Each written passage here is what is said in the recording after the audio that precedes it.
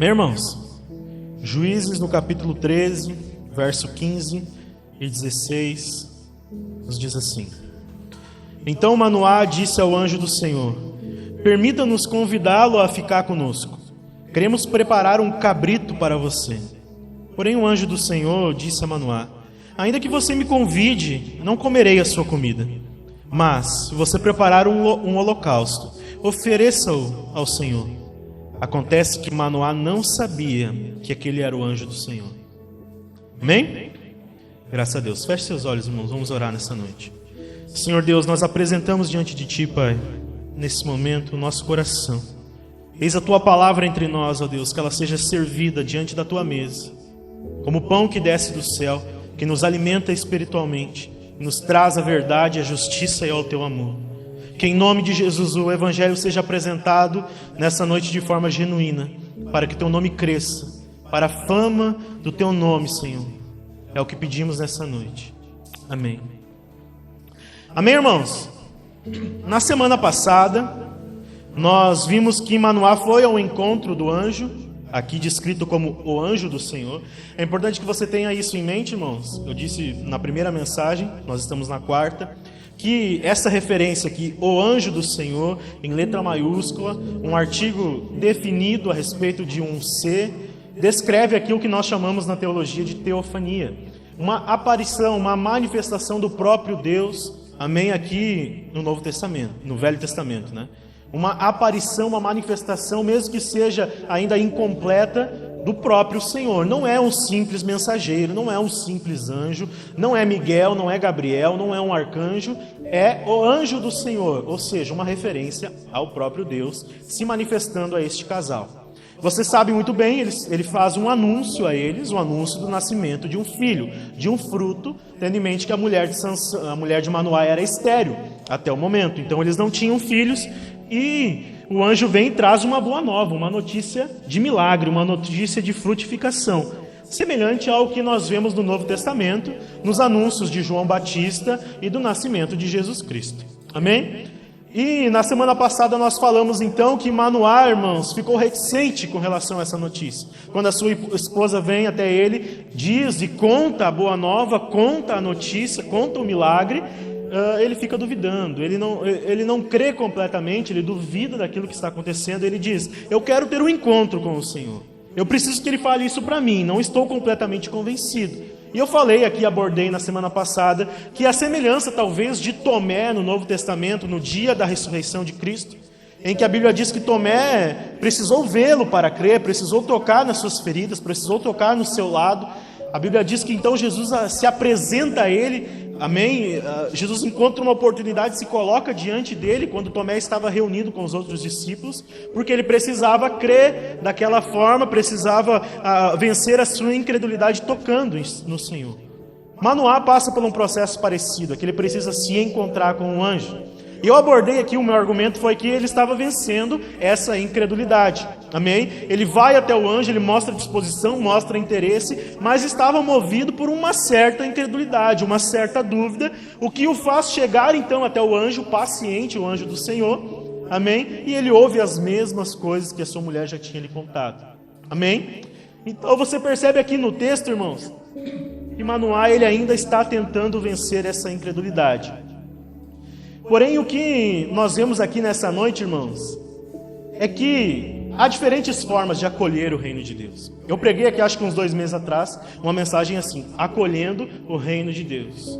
Onde eu preguei aquela mensagem a respeito da viúva que recebe Eliseu em casa. Quem lembra? Ela prepara um quartinho para Eliseu, ela diz: esse é o homem do Senhor, esse homem é ungido do Senhor, e prepara um lugar em sua residência para receber aquilo que estava descendo do céu, aquilo que vinha da parte do Senhor através do profeta. Amém? Ela recebeu em sua casa. Manoá então aqui, vencendo a sua incredulidade, ele começa o processo de acolhimento. Mas você percebe que ainda falta um certo conhecimento, ainda há desconhecimento da parte de Manoá com relação àquilo que ele está presenciando. O verso 16 nos diz no final que acontece que Manoá não sabia que aquele era o anjo do Senhor, o anjo do Senhor. Manoá ainda não tinha esse entendimento completo. Por quê, irmãos? Nós vemos aqui então um homem que está lutando contra essa incredulidade, está vencendo ela, mas aqui há reações distintas, irmãos, com relação a acolher o reino de Deus. A mulher de Manoá aparentemente teve menos dúvidas, teve menos incertezas. Manoá está vencendo a sua incredulidade com relação a essa manifestação. Amém? Alguns de nós, irmãos, quando se achegam ao Senhor Jesus, recebem com mais facilidade. Amém? Alguns recebem com mais facilidade. Outros demoram a crer verdadeiramente. Outros, irmãos, demoram para compreender, às vezes, o básico da fé, enquanto outros se aprofundam com mais facilidade. Se achegam à igreja, se achegam ao Senhor, e às vezes em um ano de conversão parece que já são 10 anos, de tanto que a pessoa absorve entendimento a respeito de Deus, de tanto que a pessoa absorve conhecimento a respeito do Senhor. Amém? Porque há diferentes reações com relação à manifestação. Você percebe aqui, irmãos, que veja que mesmo que Manoá está lutando com a sua incredulidade, irmãos, contra a sua incredulidade, mesmo assim, ele se dispõe a ser hospitaleiro para com o Senhor. Amém? Ele diz para o anjo do Senhor: beleza, agora eu entendi, agora eu estou crendo melhor, agora eu estou compreendendo melhor as coisas. Então entre na minha casa. Entre na minha casa. Participe comigo de uma refeição. Eu quero que o Senhor se assente à mesa comigo. Eu quero que o Senhor coma da minha comida. Eu quero que o Senhor coma daquilo que eu vou preparar, porque eu quero te receber em meu lar. Algo que qualquer um de nós precisa fazer com o Senhor Jesus: recebê-lo. Recebê-lo. Se você não recebe, se você não tem no coração, irmãos, esse entendimento e essa disposição, você nunca vai conhecê-lo. O principal ato instituído pelo Senhor Jesus, irmãos, no Novo Testamento, talvez seja a Santa Ceia. E não é por acaso, irmãos, porque quando a gente fala de ceia, a gente fala de um momento de assentar-se à mesa para comer. Porque isso significa relacionamento. Repita comigo: relacionamento. Conhecer o Senhor, irmãos, não é como quem conhece a lista telefônica, como quem conhece os mapas da cidade, não é como quem conhece informações a respeito de alguém ou de alguma coisa. Conhecer ao Senhor é se relacionar intimamente com Deus. É isso que Ele propõe. Você, como eu disse, há diferentes reações, irmãos, há diferentes formas de como as pessoas se mostram quando absorvem a fé, quando o Espírito Santo entra no coração. Há diferentes jeitos, as pessoas lidam de diferentes maneiras. Algumas pessoas, como eu disse, se aprofundam mais, outras têm mais dificuldade, outras demoram para entender. Mas, irmãos, uma coisa que a gente precisa entender é que a fé cristã, o Evangelho, é mais do que só salvação. Eu sempre falo isso para vocês: ainda que você venha a Jesus Cristo e com a mentalidade de que você precisa ser salvo, o que não tem nada de errado, não é um problema, irmãos, não é tudo. A salvação é o ponto de partida, a salvação é o início de uma caminhada com alguém, o início de um compromisso, é como um casamento. Aliás, o exemplo do casamento é muito pertinente nisso tudo, irmãos. Você firma uma aliança com o Senhor Jesus, você agora faz parte de uma aliança com o próprio Deus, você é chamado de filho de Deus, e isso pressupõe relacionamento, porque pressupõe família. Não há como ter família sem ter relacionamento, não há como ter relacionamento dentro de casa sem conhecimento. E é aquela coisa, irmãos, eu conheço a Brenda, minha esposa, de longe. Eu conheço o meu pai e a minha mãe de longe. Porque eu não apenas conheço eles, eu os reconheço. Eu não tenho apenas informações sobre quem eles são. Eu conheço os trejeitos. Eu conheço as ações, a forma de caminhar, os passos. Cada um tem a sua forma. O Senhor Deus quer ser conhecido. Mais do que somente crer para a salvação, Ele quer que você se achegue a Ele. Achegai-vos, pois, a Deus, e Ele se chegará para vós. Ele quer ser conhecido. Amém? Você crê nisso, irmãos? Então, você percebe que, mesmo, irmãos, que você tenha se achegado a Deus, se achegado a Jesus Cristo, talvez sem muito conhecimento bíblico, ou sem muito conhecimento da fé cristã, Mas ainda assim você procurou acolher no coração, irmãos, esse impulso sobrenatural do Espírito Santo quando bate na porta, né? Você procurou acolher, você procurou corresponder, mesmo sem muito conhecimento, mesmo sem muito entendimento, assim como o Manoá, sem compreender completamente o que era aquela maravilha. Porque, irmãos, quando o Espírito Santo bate no coração, você sabe. É irresistível a graça que clama. Venha até mim. Se achegue a mim, eu estou te chamando. O convite é irresistível, irmãos. Você não consegue lutar contra. Você uma hora é vencido na sua incredulidade, porque o Espírito Santo, quando ele se achega, você entende, é Deus me chamando. Eu tenho certeza que em alguns momentos da sua vida, antes da conversão, o Espírito Santo tocou o seu coração e foi tocando, foi te quebrantando, foi te transformando, foi te sensibilizando, até o momento que você abriu completamente os olhos e disse: é agora. Ele veio, Ele está aqui, Ele soprou. Irresistível graça. Mas, mesmo que você tenha acolhido, mesmo que você tenha ouvido o chamado, poucos são chamados, muitos são chamados, poucos são escolhidos. Mesmo que você tenha então atendido a voz do Senhor Jesus, irmãos, ainda assim você o fez sem muito entendimento, sem muito conhecimento. Esse é o início da caminhada. É o que te trouxe até a porta. Amém? É o que te trouxe, o te fez passar pelos portais eternos, é o que te fez entrar no reino de Deus. O pouco conhecimento do início não precisa ser o conhecimento do resto da caminhada. Amém? O pouco entendimento do início não precisa ser assim durante a caminhada. E na verdade, irmãos, eu vou dizer bem sincero com vocês, nem deve. Nem deve. Porque o que mais nós temos de orientação na Bíblia é que somos chamados ao progresso do conhecimento de Deus. Amém? Vira para o irmão que está do seu lado e diz assim: você precisa progredir. O que nós somos muito alertados, irmãos, nas Escrituras. Vocês precisam conhecer o Senhor. A Bíblia diz assim que o povo que não conhece seu Deus perece. Perece porque lhe falta conhecimento. Daniel, cheio do Espírito Santo, ele profetiza que o povo que conhece o seu Deus será forte e fará proezas. Conhecimento de Deus. Agora, o seu Salvador veio a este mundo em carne e osso, se manifestou e disse: eu sou o puro e verdadeiro conhecimento de Deus. Quem se achega a mim, a verdade única, a verdade em pessoa, quem o conhecesse seria liberto para sempre de uma vida ignorante, que é uma vida sem Deus. Ele disse: conhecereis a verdade, e a verdade vos conhecerá. Ou seja, você precisa se relacionar comigo. O profeta Oséias, irmãos, clama ao povo, dizendo: conheçamos o Senhor e prossigamos em conhecê-lo.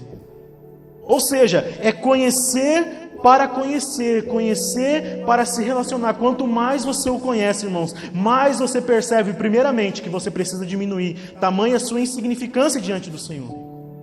Segundo, mais você entende que Ele é ilimitado. Ilimitado. Não há crente, irmãos, que procure conhecê-lo, que prossiga o conhecimento do Senhor. Não há crente que fique entediado. O Senhor Deus não é um Deus de rotina, um Deus de limitação. O Senhor Deus, irmãos, é incrivelmente ilimitado. A Bíblia diz que nós devemos conhecer a multiforme graça do Senhor. Conheçamos e prossigamos em conhecê-lo. Daniel, irmãos, nas suas visões que ele teve do fim dos tempos, dos últimos dias, irmãos, uma das visões que ele tem é que a ciência nos últimos tempos se multiplicaria, ele escreve. Ou seja, o homem avançaria tanto em conhecimento sobre si mesmo, tanto em conhecimento sobre o universo, a humanidade avançaria tanto em tecnologia, em desenvolvimento, que essa ânsia, irmãos, desenfreada pelo saber, pelo conhecer, pelo desvendar, tiraria o Deus Criador do foco. O que nós teríamos é uma ciência sem Deus. A busca pelo conhecimento sem a fonte do conhecimento, que é o Senhor. E a ciência então se torna um ídolo. A ciência se multiplicaria conforme avançaríamos em direção aos últimos dias. Conhecimento sem Deus, conhecimento sem a fonte de verdade e saber. Irmãos, eu insistentemente tenho pregado aqui para vocês de que a fé cristã, irmãos, ela não é baseada em alucinação e burrice. Porque é o que muitas pessoas pensam de nós. Que nós somos burros coletivamente. Que nós somos ingênuos. Que nós estamos sendo enganados. Os crentes vão para a igreja na base da alucinação, nesse comportamento de manada. Eles estão lá porque são ingênuos, foram enganados pela religião. Tenho que concordar que há muitas situações assim, irmãos, infelizmente. Mas a nossa fé, conforme a revelação das Escrituras, irmãos, ela não é assim. Ela não é assim, irmãos. Sabe por quê? Porque o crente não é chamado a uma vida ignorante. O crente não é chamado a uma fé sem razão, irmãos, muito pelo contrário. O apóstolo Pedro, ele chega a dizer, irmãos, que nós somos chamados a explicar a razão da nossa fé aos descrentes. Para quê? Para testemunho do Evangelho. Ou seja, ele está dizendo que, diante da pregação do Evangelho, nós precisamos chegar com o conhecimento do Evangelho. O conhecimento de Deus. Nós precisamos chegar com a palavra viva, com o pão que desce do céu, com as palavras de vida eterna, que é a razão de Deus.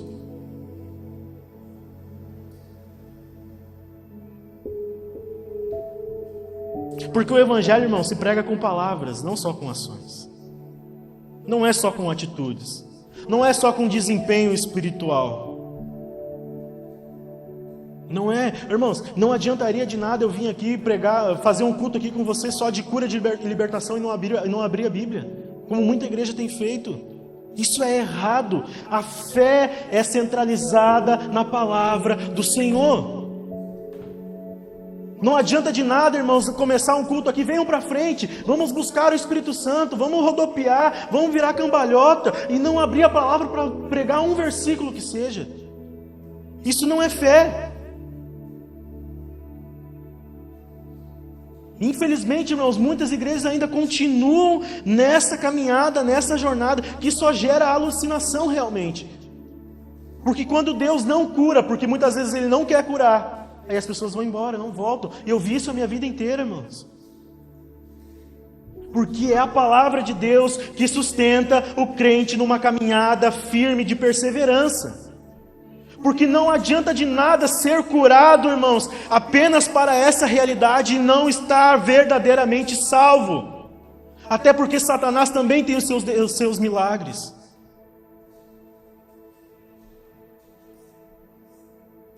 O Evangelho se prega com palavras. Por quê, irmãos? Porque é pelo ouvir da palavra de Deus que a fé em Jesus Cristo invade o seu coração.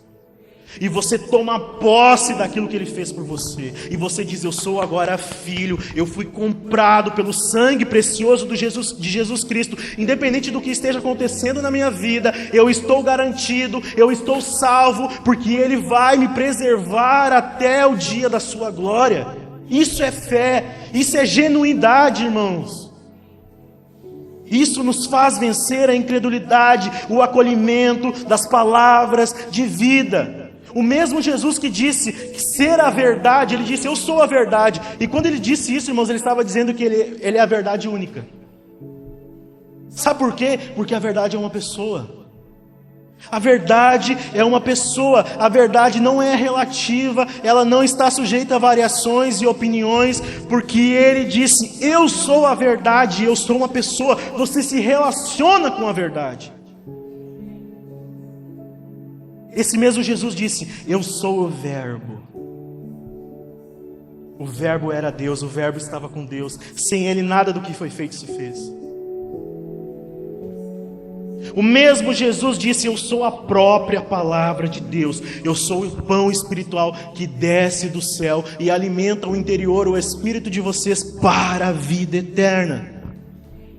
Eu sou um maná, irmãos, que sacia a fome da razão espiritual. Não é alucinação, não é burrice coletiva. Jesus disse, irmãos, lá na famosa oração sacerdotal, em João 17, ele diz: a vida eterna consiste em conhecer a Deus e ao seu Filho. Olha só, irmãos, olha a profundidade disso. A vida eterna, ou seja, salvação. Amém? O morar com o Senhor para todo sempre. Amém? O entrar pelos portais da glória. O ir para o céu e não ir para o inferno. Consiste em conhecer a Deus e ao seu Filho. Relacionamento. Amém? Tudo isso, irmãos, diz respeito a uma fé que também é lógica, também é racional. Se faz com um entendimento.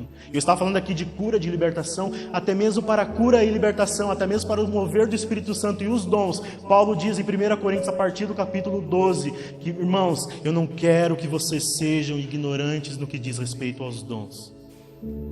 Porque até mesmo para curar, até mesmo para libertar, até mesmo para o mover e preenchimento do Espírito Santo, precisa ter entendimento da palavra de Deus. O apóstolo João, na sua primeira carta, diz: meus irmãos, meus amados, há muitos espíritos do mundo e o espírito do anticristo já reside entre vós. Ou seja, precisamos de discernimento de espírito, e discernimento de espírito é um dom e se adquire através do conhecimento da palavra de Deus.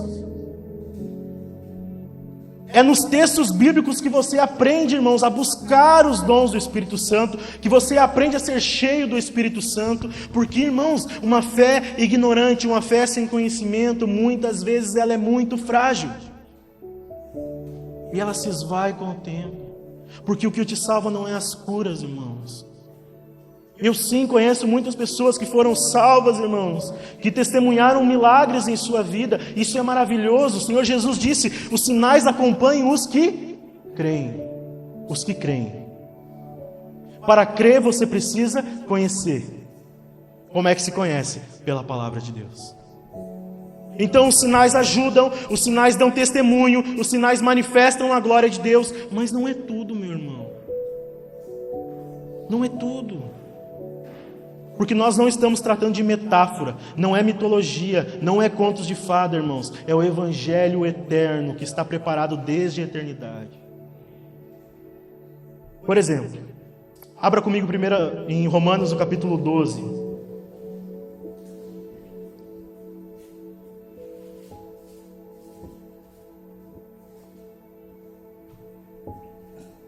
Romanos, no capítulo 12. Vamos ler o verso 1 e 2. Ele diz assim, Romanos 12, 1 e 2: portanto, irmãos, pelas misericórdias de Deus, peço que ofereçam o seu corpo como sacrifício vivo, santo e agradável a Deus. Este é o culto racional de vocês. Repita comigo: culto racional. Verso 2: e não vivam conforme os padrões deste mundo, mas deixem que Deus os transforme pela renovação do que, irmãos? Da mente, para que possam experimentar qual é a boa, agradável e perfeita vontade de Deus. Razão, racional, um culto racional para buscar a vontade de Deus. Ele diz aqui: o culto racional, santo e agradável a Deus é entregue por uma vida que não se conforma. Não se conforma com o que, irmãos? Não compactua, uma vida que não vive segundo os padrões deste mundo. Então o culto racional é entregue por uma mente que tem renovação do Espírito Santo. O Espírito Santo entra em você e renova a sua mente, fazendo que você experimente, irmãos, a mente de Cristo. Mente. Então você passa a possuir a mente de Cristo e é capacitado então pelo Espírito Santo a conhecê-lo intimamente. Porque você recebeu a mente de Cristo, agora o Senhor te faz capaz de pensar como o Senhor. Então você deixa de seguir os seus próprios conceitos, você deixa de viver as suas próprias opiniões e passa a viver de acordo com a mente do Salvador. Isso é uma preciosidade, irmãos. Porque os nossos caminhos nos levaram à ruína, nos levaram ao pecado, nos levaram à morte. Viver agora a partir da mente de Cristo é o que nos leva à vida. O salmista diz algo muito parecido, irmãos, lá no Salmo de número 1. Abra lá comigo rapidinho.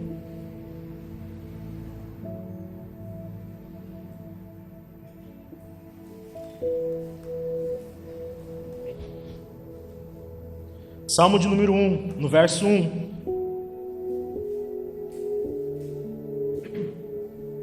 Verso 1 e 2. Ele diz: Bem-aventurado é aquele que não anda no conselho dos ímpios, não se detém no caminho dos pecadores, nem se assenta na roda dos escarnecedores. Pelo contrário, o seu prazer está no quê? Na lei do Senhor, e nela medita de dia e de noite. Amém? Perceba, irmãos, ele não está falando em parábolas aqui. Não é uma metáfora, não é um exemplo, não está ilustrando alguma coisa. Ele está falando de questões naturais, de coisas que pertencem à caminhada que é feita com Deus nesta terra, nessa realidade. Amém? Por quê, irmãos? Porque ele está tentando nos mostrar o quanto a falta de conhecimento de Deus afeta até mesmo os nossos relacionamentos. A falta de conhecimento de Deus afeta até mesmo os nossos relacionamentos humanos, irmãos. Veja, o bem-aventurado do texto aqui dos Salmos, irmãos, é o contrário do verso 1. Se estabelece ali no verso 2, em que ele diz: Bem-aventurado aquele que não anda no conselho dos ímpios. Conselho, ele está falando, normalmente quem dá conselho é quem tem sabedoria. Bem-aventurado o que não anda no conselho dos ímpios, nem se assenta à roda dos escarnecedores. Ou seja, bem-aventurado é aquele que não pretende compartilhar, não pretende ter relacionamento com aqueles que escarnecem, com aqueles que zombam, porque esses são tolos, não têm entendimento, não conhecem a Deus. Ele diz que o bem-aventurado é aquele que não se detém no caminho dos ímpios, dos pecadores, ou seja, daqueles que ainda estão vivendo uma vida sem Deus. Esses são aqueles que perseguem um caminho de pecado e estão se afastando de Deus. Ele está dizendo: esse não é bem-aventurado. Quem que é o bem-aventurado, irmãos? E a palavra bem-aventurado, você sabe, mais do que feliz. Quem é o bem-aventurado? O do verso 2. Ele tem o seu prazer aonde? Na lei do Senhor. Ou seja, o crente, irmãos, encontra o seu prazer na lei do Senhor. O crente encontra o seu prazer no conhecimento de Deus. De que forma, irmãos? Ele diz: meditando nela, dia e de noite, porque é assim que se alimenta de Deus. E esse deveria ser o nosso prazer. Para encerrar, irmãos, volte lá para Juízes no capítulo 13.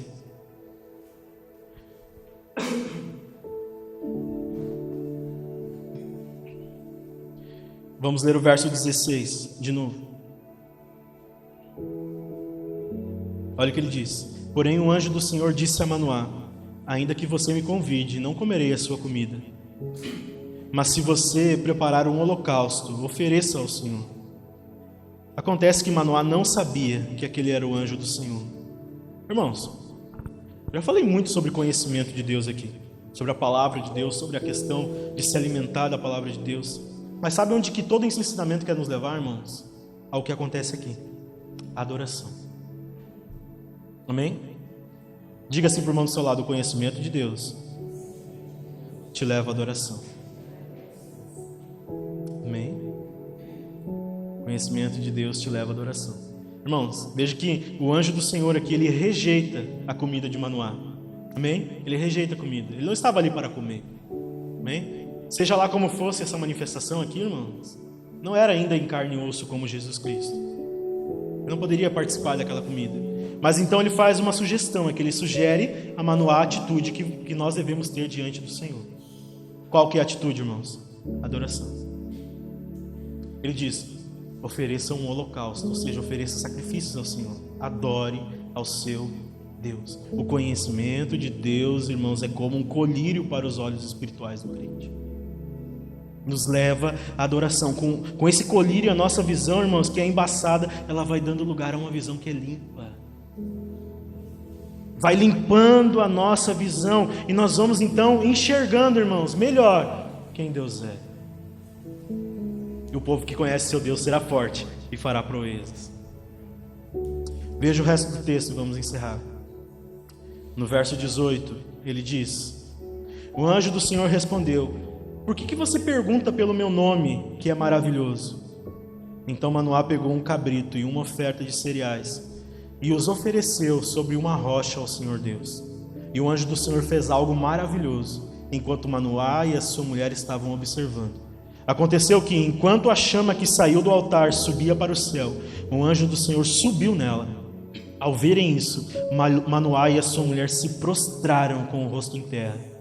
Nunca mais o anjo do Senhor apareceu a Manoá nem a sua mulher. Olha só, irmãos. Então Manoá ficou sabendo que aquele era o anjo do Senhor. Amém? Veja, irmãos, o processo de conhecimento daquela figura, daquele homem maravilhoso, daquela manifestação maravilhosa diante deles, nos levou à adoração. Eles se prostram, eles fazem ali o ritual, eles fazem o sacrifício, eles oferecem ao Senhor um holocausto e adoram a Deus. Então o anjo do Senhor faz algo tremendo diante deles. Eles se prostram em terra e começam a adorá-lo. Então você percebe, irmãos, que a adoração te leva também a algo que é essencial para o crente: o deslumbramento. Sabe quando a gente diz assim que o fulano está deslumbrado? Que aconteceu algo incrível na vida dele e ele se deslumbra. Normalmente a gente usa isso no sentido pejorativo, de dizer que o fulano está iludido com uma situação. Aconteceu algo bom na vida dele, ele perdeu a noção da realidade, perdeu o bom senso, agora vive em torno daquilo. Esse deslumbramento aqui é diferente, irmãos. Esse deslumbramento aqui vem de contemplação. Eu me encontrei com o Senhor. Agora eu sei quem Ele é. O texto diz aqui que eles viram coisas maravilhosas e se prostraram. Então o Manoá, irmãos, que no verso 16 diz que não sabia que aquele era o anjo do Senhor, no verso 21 a Bíblia diz: então Manoá ficou sabendo que aquele era o anjo do Senhor. A adoração levou ao conhecimento e eles puderam deslumbrar-se. Grandes coisas fez o Senhor por nós. Coisas maravilhosas, coisas tremendas.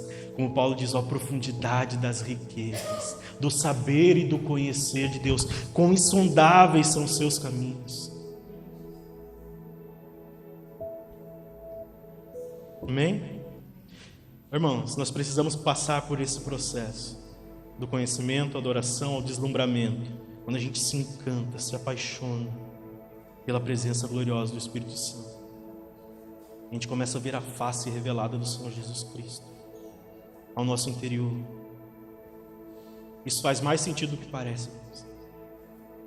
Quando a gente começa a experimentar esse tipo de coisa, tudo aquilo que nos afeta diariamente parece tão pequeno, parece insignificante, porque as águas de Deus começam a cobrir a nossa insignificância.